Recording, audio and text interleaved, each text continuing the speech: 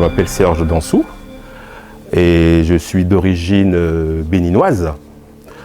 Et donc je suis le concepteur du jeu de société Cotonou Adventures. Alors comment est venue l'idée de ce projet?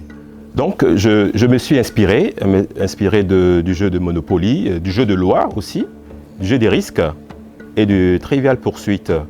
Et donc ce que je voulais qui apparaisse clairement dans ce jeu, c'est l'aspect éducatif, l'aspect pédagogique et ludique. Et donc ce jeu, il est constitué d'un plateau, ensuite des cartes missions, des cartes questions, des cartes chèques. Il se joue avec des dés.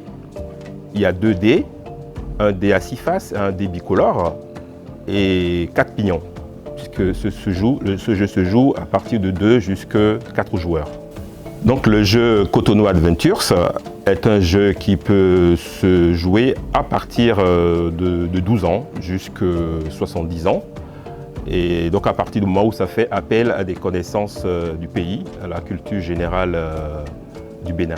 Alors ce jeu a été élaboré à partir de la connaissance des infrastructures du pays, c'est-à-dire les différentes institutions étatiques ou non, les différentes ONG et fondations qui s'y trouvent. Et donc ce jeu a été élaboré pour pouvoir vraiment découvrir ces structures-là et de manière à ce que chaque joueur qui joue puisse aller découvrir et chercher des financements. Et donc chaque joueur au départ du jeu choisit son pion et on lui attribue une carte mission. Donc, et c'est à partir de là qu'il saura vers quel partenaire il va s'orienter pour aller chercher les cartes chèques. Et donc il y a aussi la carte créateur qui définit, je veux dire, la personnalité du joueur, ses qualités, ses défauts. Donc il suffit qu'un joueur tombe dans cette case créateur pour jouer ce dé bicolore à 2 couleurs. Donc le vert, c'est le bonus et le rouge, c'est le malus. Ce jeu se joue à partir de 2 jusqu'à 4 joueurs, en plus d'un agent logistique qui, lui, il est extérieur au jeu pour attribuer les cartes missions, poser les questions, parce que ce n'est pas aux joueurs de prendre les cartes questions et de se les poser elles-mêmes. Donc c'est un agent logistique qui pose ces questions-là et qui donc coordonne le déroulement du jeu. Donc comme je disais, au départ du jeu, chaque joueur a sa carte mission, une carte créateur et choisit son pion. Ils se retrouvent tous au ministère du tourisme et de la culture, qui est le lieu de rencontre. Alors justement, je vous donne cette mission. D'accord. Toi, je t'attribue cette mission, il faut voir ce qu'il y a derrière, et toi aussi. Les cartes missions, c'est avant de lancer les dés? C'est avant de lancer les dés, justement. Okay. Et les cartes créateurs aussi. C'est au hasard aussi qu'on va donner les cartes créateurs. D'accord. Voilà. Donc sur les cartes missions, vous avez le nombre de partenaires chez qui vous allez chercher les chèques. Okay. Donc il y a 4 partenaires à visiter pour chaque mission. Okay. Voilà. Donc les missions répondent à des thématiques diverses, hein. Missions thématiques économiques, culturelles, sociales, etc., etc. Voilà. Donc c'est en fonction des besoins du territoire qu'on choisit de mener une mission sur son territoire. Moi j'ai un 6, donc je sors. Donc toi tu as déjà joué? Non, pas encore. Tu dois jouer. Je pense que toi tu seras aussi, à moins qu'il se fasse un 6 et vous jouez après entre vous pour voir qui va jouer 5. Donc c'est Dadi qui commence. D'accord, donc je commence. C'est Dadi qui sort. Ah, je sors. Alors donc tu mets ton pion sur la case départ. Ok. Voilà. Je rejoue. Et là tu peux rejouer maintenant. 5. Voilà. Alors donc avant de partir de là, okay, tu regardes sur ta carte mission. Oui. Et tu vois où sont positionnées les institutions auprès de qui tu vas aller chercher les cartes chèques. Et c'est ce qui donne la stratégie, c'est ce qui explique la stratégie du jeu. Okay. Et le sens que tu vas donner. Donc moi j'ai ANIP, c'est ici, ministère des Finances. C'est à côté aussi. Ministère des Finances, Fondation Zinzou. Zinsou, c'est là, Zinsou. la fondation Zinsou. Donc pour l'instant, c'est le ministère des Finances qui est beaucoup plus près. Et puis, Palais de la Marina.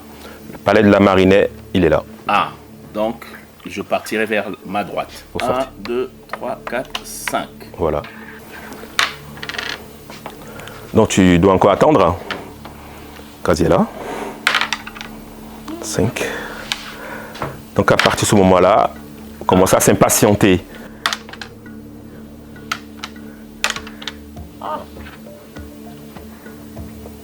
Et comme dans tous les jeux de société, c'est pas forcément celui qui sort le premier qui arrive le premier. Oui, c'est vrai. Et donc arrivé à ce niveau, on va te poser une question 1, sur 2, 3. la culture générale du Bénin. Voilà. Ok.